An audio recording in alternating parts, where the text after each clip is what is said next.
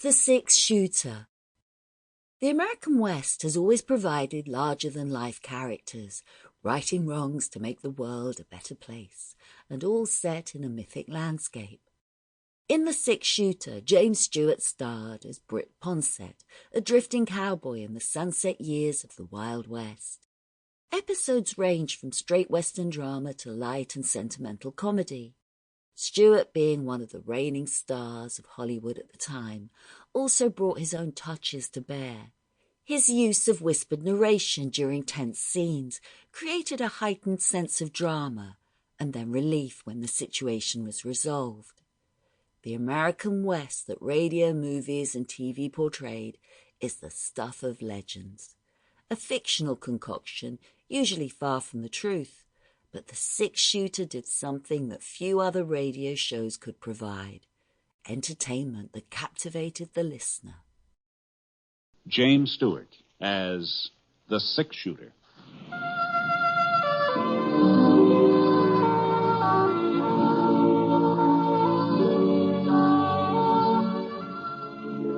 The man in the saddle is angular and long-legged. His skin is sun-dyed brown. The gun in his holster is gray steel and rainbow mother of pearl, its handle unmarked. People call them both the Six-Shooter. The NBC Radio Network presents James Stewart as the Six-Shooter, a transcribed series of radio dramas based on the life of Britt Ponset, the Texas plainsman who wandered through the Western territories, leaving behind a trail of still-remembered legends.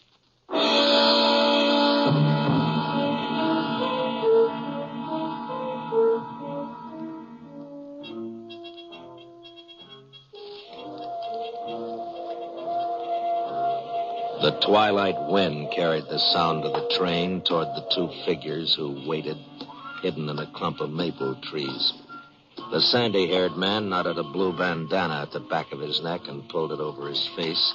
He mounted his horse and gestured to his companion. The other man fitted a soiled handkerchief across his mouth and climbed into the saddle. A touch of spurs sent the horses forward. The train was crawling up a steep grade now, and the riders guided their mounts alongside the slowly moving cars. And then they lifted their boots out of their stirrups and swung themselves up onto a small platform behind the tender. Flicker of lamplight glinted on their revolvers as they opened the door to a passenger coach and stepped inside.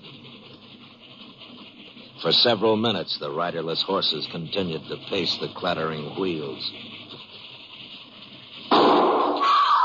And then the door opened again.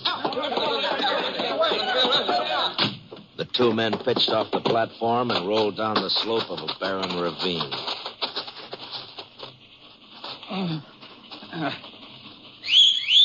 And in response to the whistle, the horses trotted up to him.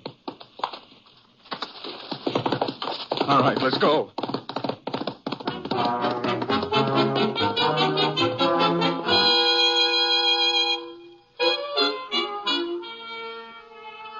There wasn't any cause to shoot, Sheriff. There just wasn't any cause. Carl was deaf. And all the noise the train was making, he couldn't understand what they wanted. Yeah, I know. He couldn't understand a word.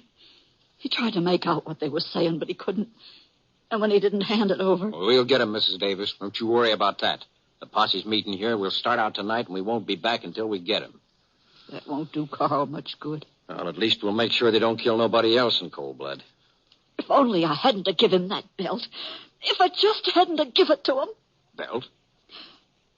It was my anniversary present to Carl. We were married 25 years last week. That's why we was taking the train trip over to Cheyenne, and that's why I give him the belt. The buckle was sort of silver-like. What did that have to do with... It was the belt they wanted. But Carl didn't understand when they asked him. He'd already handed over his money and his watch, and then one of them noticed the belt, and he said, "That buckle's silver, ain't it? Give it to me." Carl couldn't make out what he was talking about. And the fella got real mad, and he jabbed a gun into Carl's side, and he pulled the trigger without even giving Carl a chance to... Sample complete. Ready to continue?